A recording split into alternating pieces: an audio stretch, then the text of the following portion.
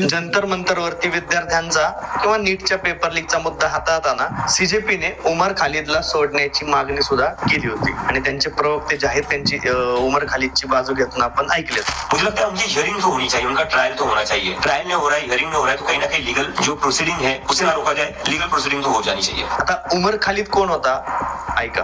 We do not have any direct evidence to prove that there was a conspiracy and Afzal Guru was involved. लेकिन हम उसको फिर भी फांसी पे लटका रहे हैं to satisfy the collective conscience of the society. ये शर्मनाक बात है, शर्मनाक जजमेंट है. सर, आपको लगता है कि हमारे देश की अदालतें सबूत नहीं है, आप पर पट्टे बांधती हैं, पर हमदर्द देती हैं. अफजल गुरु ज्याला सुप्रीम कोर्टाने फाशी दिली, राष्ट्रपतींची सही होऊन दिली, तो अफजल गुरु याला सोडण्यासाठी धडपडणारा उमर खालिद. आता अफजल गुरु कोण आहे? पार्लियामेंट पे अटैक करने का इनका यही मकसद, बेसिकली सेशन भी चल रहा था तो उन्होंने यही कहा था मुझसे कि हम लोकसभा में घुस के वहाँ पे इनको खत्म कर देंगे. I am the person who brought them here, I am the person who made them all the facilities available here. Afzal Guru